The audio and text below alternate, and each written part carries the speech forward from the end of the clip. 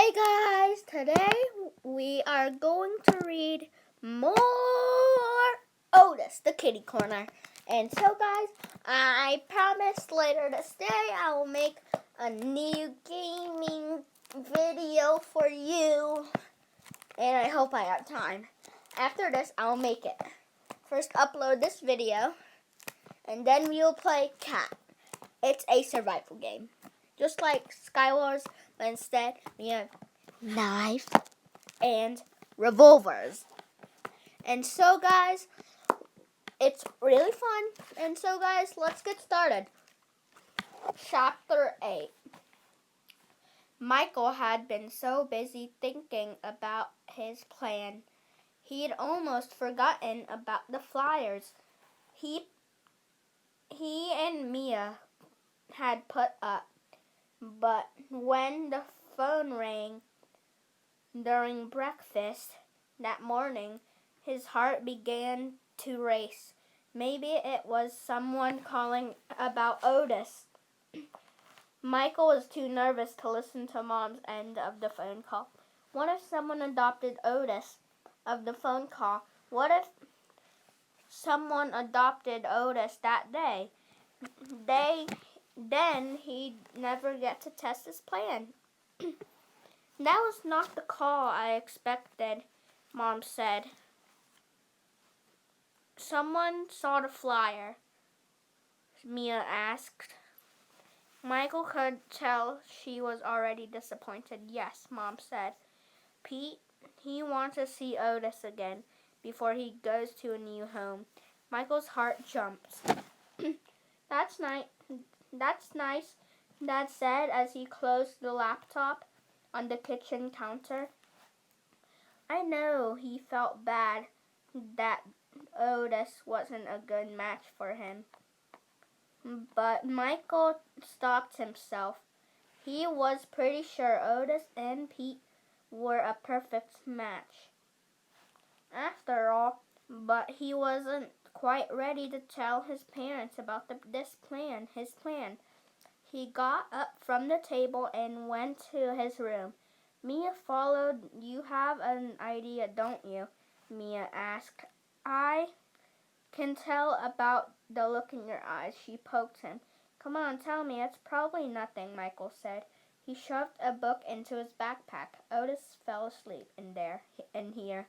Last night, I had some soft music on, and he came in and started purring. Then he conked out. I thought Otis didn't like music, Mia said. That's what Pete said. But what if he's wrong? Maybe Otis was just scared because Pete's band practice was loud. Maybe it's fine if it's just Pete and his guitar. Michael looked at his sister. She did not seem convinced. Maybe Pete just doesn't want a kitten, Mia said. I don't think that's it. Michael shook his head. Pete didn't give Otis enough of a chance.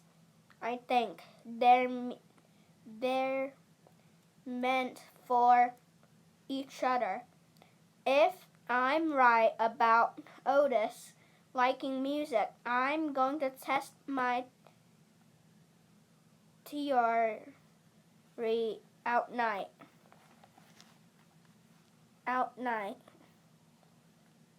tonight. Michael motioned his head toward the iPod speakers. First, I have to be sure that soft music really does calm Otis down.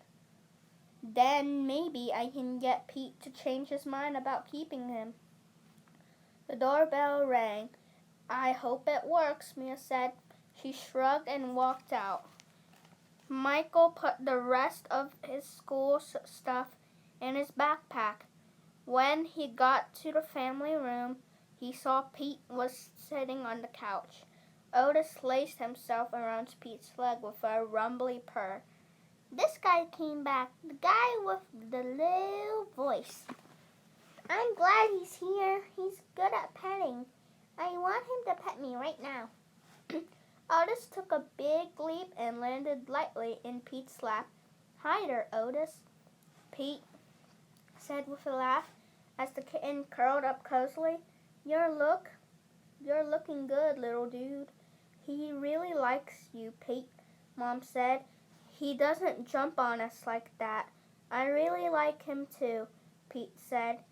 He absent-mindedly scratched Otis's belly. The kitten rubbed his mouth up against Pete's hand. But I just can't have a cat. Who doesn't like music? There's no way it would work out. Michael wondered if he should say something to Pete. Right then, Otis looked so happy, it was obvious. They were good together, but wouldn't it be better if he waited until he was sure that Otis liked soft music? Mia nudged Michael had rushed out of the room. She came back with the family camera and snapped a shot of Otis and Pete. At the clip, Pete seemed to remember something well. I gotta run. I just wanted to see Otis again, he said as gently scooted Otis onto the couch. Thanks for letting me barge in, Batales.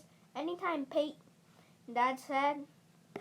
Pete gave Michael a slap on the shoulder. See you in class, bud.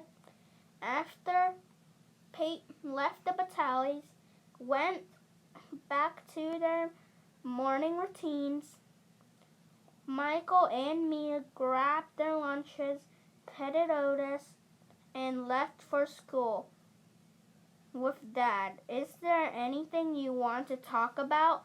Dad asked as they crunched through the leaves on the sidewalk. Michael looked up at his father. How did he always know when Michael had something on his mind? Michael thinks Pete should adopt Otis, Mia said. Michael rolled his eyes. I think that's a great idea, Dad said, but Pete doesn't seem so sure. It wouldn't be right for us to force someone to take a kitten.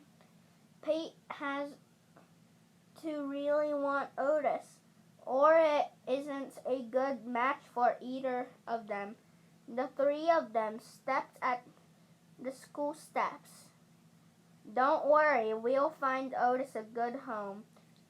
Dad gave them each a hug, and Michael and Mia headed into the school. Michael thought about Otis all day between classes and during lunch. What's going on, Jackson asked as they sat down on their usable table in the cafeteria.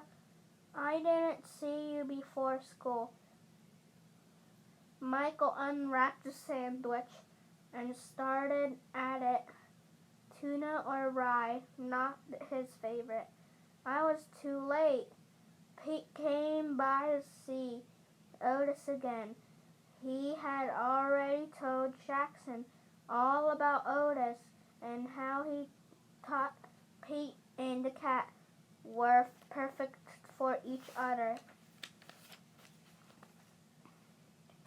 Great, so he's taking him. Jackson pulled 2 oatmeal raisin cookies out of his bag and handed out one to Michael. Michael bit into the cookie and shook his head. Not so far, he said, but I'm still working on it. That night, Michael checked to see if Otis was still sleeping on his bed of blankets by the couch. The kitten was curled up, his chin resting his front paws. He sure was cute when he was sleeping. Michael went to his room and set up his iPod. He programmed the playlist to repeat all night. Next, he checked his calendar.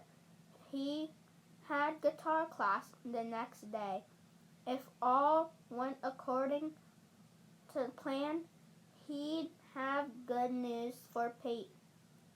When the door opened, Michael thought it was Otis pushing his way into Michael's room, but it was Dad. "Hey, buddy," he said. "Ready for bed?" "Almost," Michael said. He moved the dirty jersey Otis had slept on the night before, putting it closer to the speaker. "Shouldn't that shirt be in the laundry hamper?" Dad asked. Michael glanced up at Dad. "Otis is practicing a new trick," he said. Dad raised his eyebrows. "He's going to lie down here and sleep through the night." Michael gave the shirt a pat. "Oh yeah?" Dad asked. "No yowling at the moon." "No yowling at the moon? I'll believe it when I don't hear it," Dad said. He walked over to give Michael a goodnight kiss. "Leave the door open a little," Michael said. As Dad turned off the lights, Michael nestled under his favorite NBA blanket and waited. It wasn't long until he heard a familiar yowl. A minute later, he heard another yowl. Closer now. He opened his eyes to see Otis kneading the shirt with his paws, then settling in, curled up nose to nail. "Oh, good. It's just right here. I like this music, and this shirt is really comfy. Now I can get some rest. I think I'll stay here next to the boy all night." "Night, Otis," Michael could hear the kitten's rumbly purr. "Sleep well. Please, please, please, please, please, sleep well." Chapter 9. Michael woke to the smell of pancakes.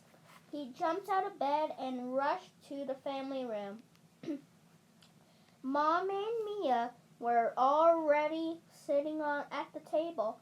"Morning, sleepyhead," Mom said. "Pancakes," Mia declared. She pointed at her plate. "On a school day, it's a special occasion," Michael said. Mom smiled. "I was so tired last night that I must have slept through Otis's yowling. I guess we're celebrating a full night's sleep."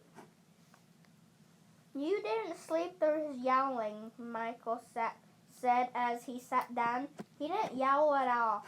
Michael glanced at Otis, who was snoozing on his bed of blankets. "Are you sure?" Michael's mouth was full of fluffy pancakes, so he just nodded. "How do you know?" Mom squinted when she asked, like a detective grilling a suspect. Michael quickly swallowed and told her and about his theory and how he had tested it. It worked with the soft music on. Otis slept and didn't yowl 2 nights in a row. Mom nodded. "Maybe it's the music, or maybe Otis just doesn't like it for it to be too quiet," she said. "He always likes his morning cat nap in the family room, and it's never quiet in there. He goes to bed in here too," Mia pointed out. "He probably just wants to be around us. Now we know that Otis likes music, so he could be totally happy living with Pete," Michael said. He looked at Mom and Mia, hoping they would be as excited as this discover as he was, or maybe. Mia quickly added, "Since Otis doesn't yowl in the night anymore, he could stay with us." She sat up straight and gave Mom a bright, shiny smile.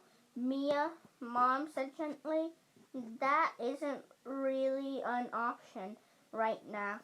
"You know that." Mia sighed and slumped. Otis walked over to the table and curled himself around Michael's legs. "Then think about how much Otis likes Pete, Michael reminded Mia. He jumps up in his lap like he's known for him ever right, Otis. Oh boy, the boy's talking to me. I could use some good petting. I'll get him to pet me. Otis jumped into Michael's lap. Michael hadn't expected that. Hey, Otis, he said, giving him a long stroke from head to tail. His fur felt soft and smooth. Well, you've done a good job with him, Mom said. He does seem to be settling down. He'll be a sweet kitten for someone. Mom looked Otis and smiled. The kitten stood on Michael's lap, arching his back each time. Michael stroked his fur and kneading Michael's leg with his sharp little claws. His question is, does Pete want Otis? Mom said. I think he does, Michael said. He really likes Otis, and Otis likes him. He just needs to give Otis another chance and a little more time to settle in at his house. Well, it sounds like you're pretty sure, but Pete might need a little figuring out. I have an idea, Michael said. He jumped up careful to keep hold of the tabby kitten. Let's print out that picture you took of Otis and Pete. Mia, get the camera. We don't have much time before school. Mia met Michael in the office nook when he handed Otis to her. The kitten tapped her chin with his paw, making Mia giggle. Mia connected the camera to the computer. We give the picture to Pete after school. Michael downloaded the photo and clicked the print button. Michael downloaded the photo and clicked the print button. Michael watched as the color photo slid onto the printer tray. In the pictures, Otis's golden eyes were happy. Pete was smiling down at him. What a great picture. When he sees this and hears about Otis liking music, Pete will have to change his mind, Michael said. And if Otis stays with Pete, we could visit him. We could see him all the time. Mia snuggled Otis close to her chest and kissed his butterscotch-colored head. Michael grabbed the photo, rushed out of the office nook, and ran smack into Dad. Sorry, buddy. Dad said. That's okay, Michael said. It didn't hurt. No, I mean, I'm sorry. I didn't know you still wanted Pete to take Otis. Mom just told me, but it was still too late. I just returned a call from a woman who left us a message after she saw your flyer. I told her she could meet Otis this afternoon.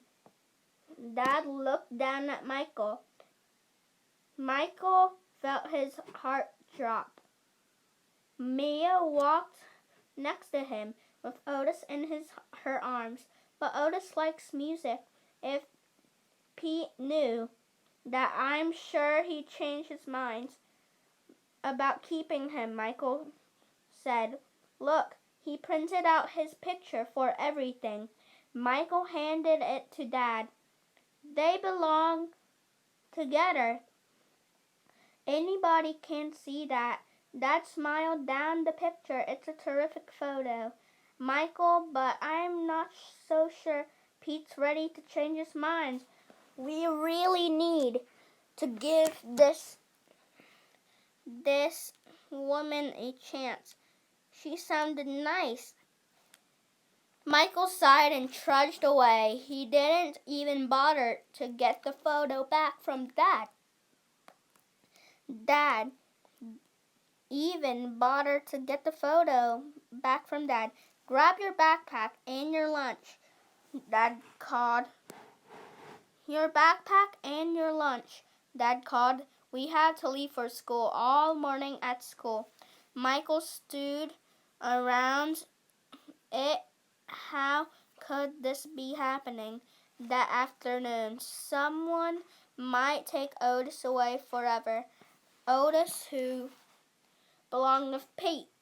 He wanted to blame Dad, but he knew he couldn't. What's the big deal? Jackson asked at lunch. Maybe the person who called will be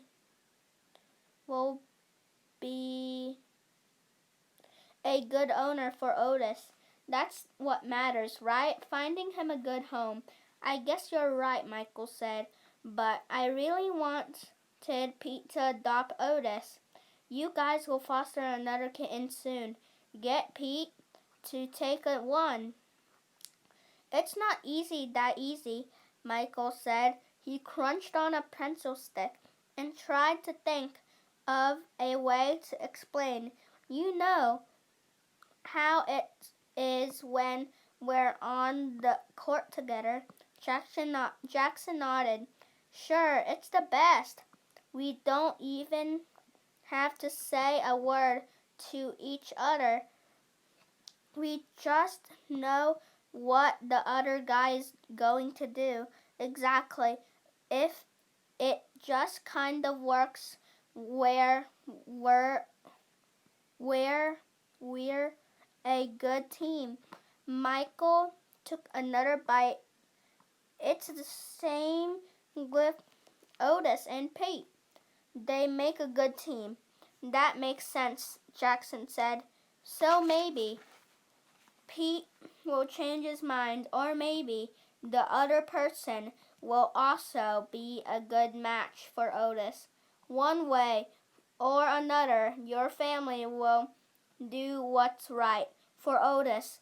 It's like you guys are a team, too. He took a bite of his hummus sandwich. Yeah, Michael agreed. Then he realized that he hadn't talked to Dad about the woman who was coming over. Would Dad know what questions to ask her? Would he know how to ask her? Would he know how to figure out who would make the best owner for Otis? Michael and Mia knew Otis better than anyone. Dad might need their help. They couldn't let Otis down. Chapter 10. Guys, I'm going to get some water and then read the last chapter.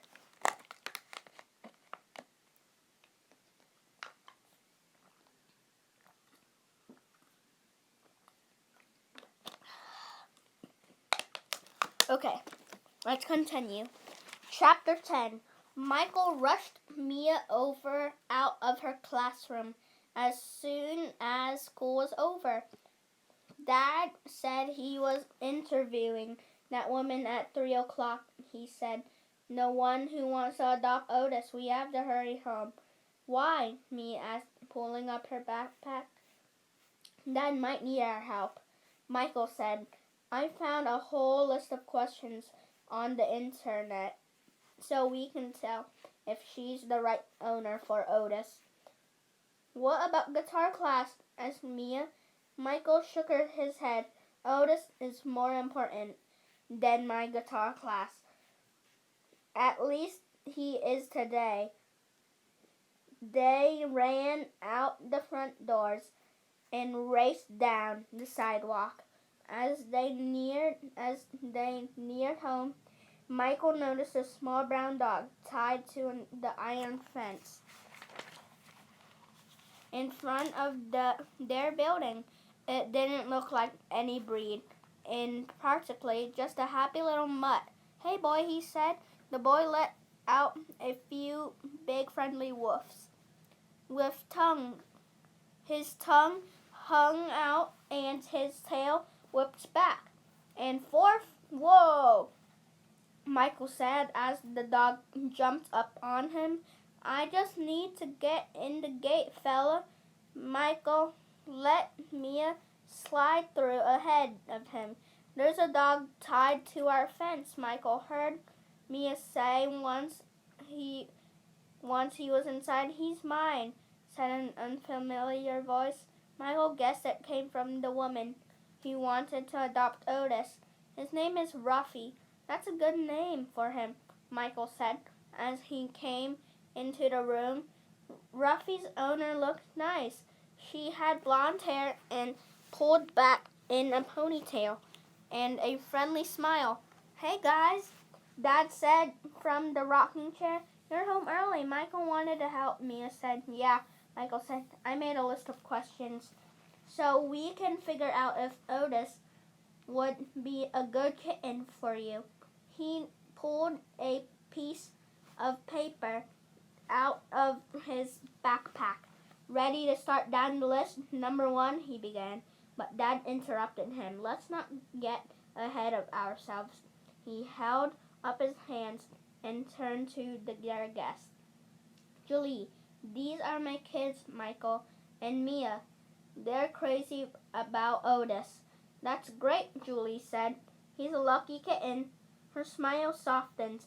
"Why do you want to adopt a kitten?" Michael went ahead and asked question number 1.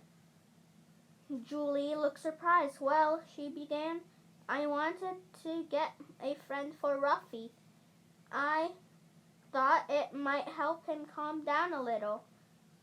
Michael pictured the dog. He was cute, but he was also hyper and loud. Michael had a feeling that Otis would be too crazy about living with Ruffy.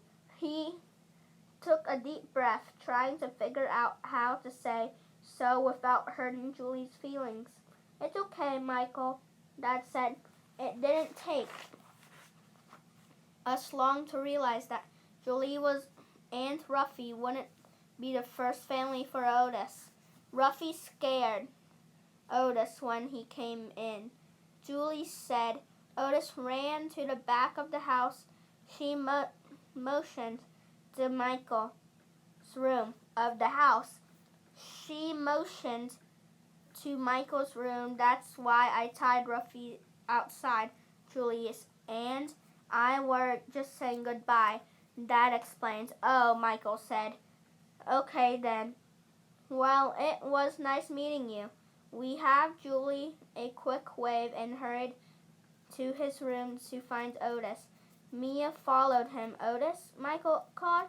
"You all right, buddy?" Michael got down on his knees and looked under the bed. Sure enough, Otis was huddled up in the far corner. He looked back at Michael with wide, frightened eyes. It's the boy and girl.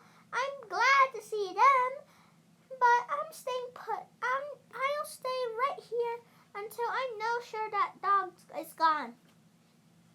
"How are we going to get him out?"